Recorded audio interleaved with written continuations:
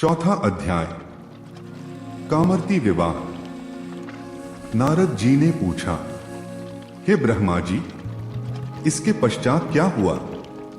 आप मुझे इससे आगे की कथा भी बताइए। भगवान काम और रति का विवाह हुआ या नहीं? आपके शाप का क्या हुआ? कृपया इसके बारे में भी मुझे सविस्तार बताइए। ब्रह्मा जी बोले, शिवजी के वहां से अंतर्धान हो जाने पर दक्ष ने काम से कहा, हे कामदेव, आपके ही समान गुणों वाली परम सुंदरी एवं सुशीला मेरी कन्या को तुम पत्नी के रूप में स्वीकार करो। मेरी पुत्री सर्वगुण संपन्न है तथा हर तरीके से आपके लिए सुयोग्य है।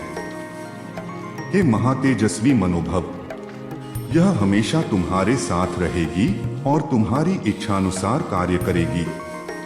यह कहकर दक्ष ने अपनी कन्या, जो उनके पसीने से उत्पन्न हुई थी, का नाम रति रख दिया। तत्पश्चात कामदेव और रति का विवाह सोल्लास संपन्न हुआ। हे नारद, दक्ष की पुत्री रति बड़ी रमणीय और परम सुंदरी थी। उसका रूप लावण्य मुनियों को भी मोह लेने वाला था। रति से विवाह होने पर कामदेव अत्यंत प्रसन्न हुए।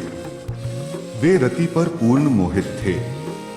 उनके विवाह पर बहुत बड़ा उत्सव हुआ। प्रजापति दक्ष पुत्री के लिए सुयोग्य वर पाकर बहुत खुश थे। दक्ष कन्या देवी रति भी कामदेव को पाकर धन्य हो गई थी। जिस प्रकार बादलों में बिजली शोभा पाती है, उसी प्रकार कामदेव के साथ रति शोभा पा रही थी। कामदेव ने रति को अपने हृदय सिंहासन में बैठाया तो रति भी कामदेव को पाकर उसी प्रकार प्रसन्न हुई, जिस प्रकार श्रीहरि को पाकर देवी लक्ष्मी। उस समय आनंद और खुशी से सराबोर कामदेव व रति भगवान शिव का शाप भूल गए।